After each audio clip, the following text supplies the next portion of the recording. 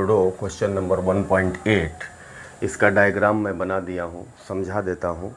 किताब हर जगह उपलब्ध है 100-150 में। IEE रोडो प्रॉब्लम्स इन जनरल फिजिक्स, ये सब लोग ख़रीद लेंगे। किताब को तो खरीद ही लें, आंसर भी दिया हुआ है उसमें। डिटेल उसकी एनालिसिस नहीं दी हुई है और बहुत ही इंटेलेक्चुअल बुक है। इसमें ये कह रहा है BUOY करके एक शब्द लिखा है, वो बीच में एंकर होता, नदी है, रिवर है, रिवर के बीच में दो मोटर बोट जो है बधी हुई है।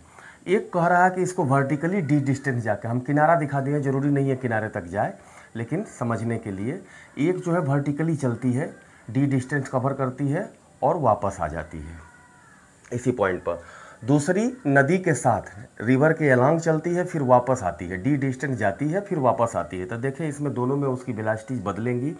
BB से हमने बोट की वेलोसिटी दिखाई है, वेलोसिटी या स्पीड ले लो, और ये VR से रिवर का दिखाया है। तो पहले केस ये कह क्या रहा है कि इसका जो टाइम लगता है जाने और आने का टाउ A है, और इसका डी डिस्टेंस जाने और आने का टाइम जो है टाउ B है।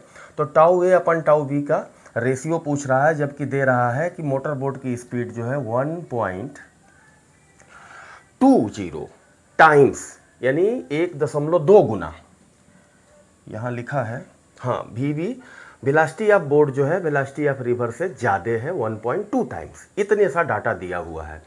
तो देखो इसको वर्टिकली इस पहले वाले को विचार करते हैं। नदी के साथ जाएगी तो BB प्लस BR हो जाएगा, उसकी वेलोसिटी जुड़ेगी, वापस आएगी तो नदी की घटेगी।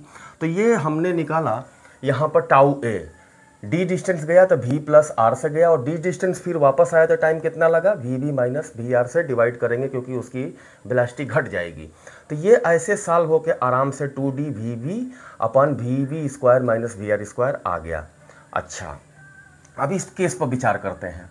इसमें क्या हुआ है कि ये जो है ऊपर इसको V वेलोसिटी से ऐसे जाना है, नदी ऐसे बह रही है, तो जाहिर सी बात है ऐसे चलेगा तब तो कहीं यहाँ पहुँच जाएगा, तो तिरछा इसको तैरना पड़ेगा। एक एंगल थीटा हमने ले लिया है, उस एंगल की ज़रूरत नहीं है अभी, अपन केवल देखने के लिए कि तिरछा तैरेगा तभी यहाँ पहुँच पाएगा। मान लो इस पॉइंट को हम कुछ नाम दे दें, ये O था, ये A तक गई और आई, और ये जो है O से A B है और ये C है। तो अगर ये ऐसे तैरता तो यहाँ कहीं D पर पहुँच जाता, ठीक है। तो ऐसे तो तैर नहीं सकता, तिरछा करके तैरेगा एंगल बनाते हुए।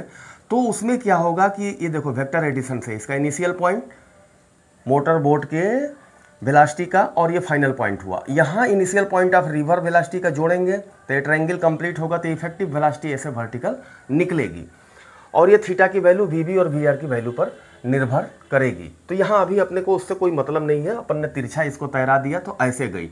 अच्छा, आते समय भी ये वापस आते समय भी देखो ऐसे कुछ एंगल बना के तैरेगा, ऐसे VB और ये VR ऐसे जा रहा है,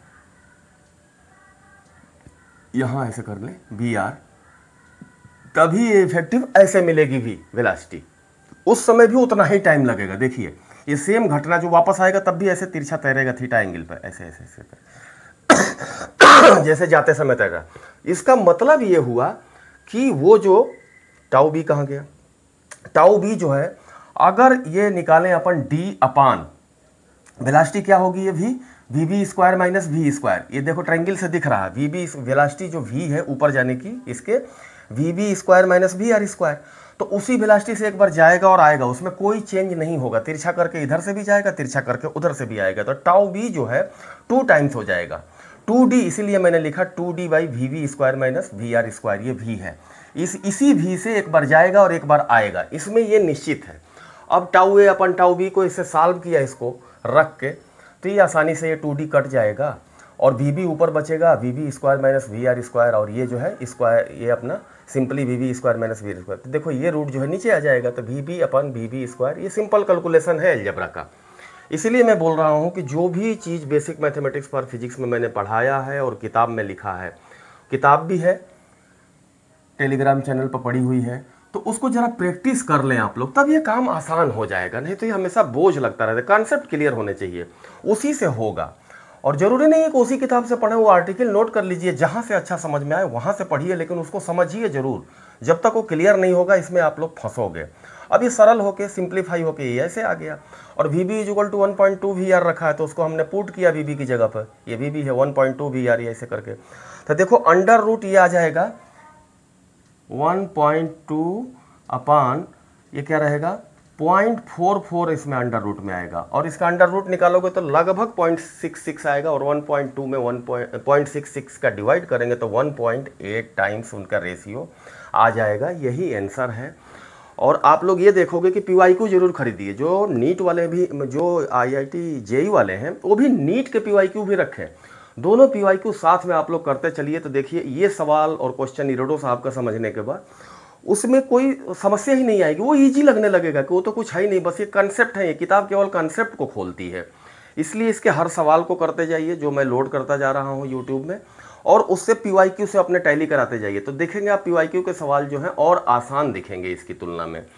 और ये देखो देखने में कितना कॉम्प्लिकेट लग रहा था, और जैसे डायग्राम बना के इसको एनालाइज किया तो एकदम सरल होकर टूट गया ये, और बहुत ही ईजिली ये आ गया। ठीक है।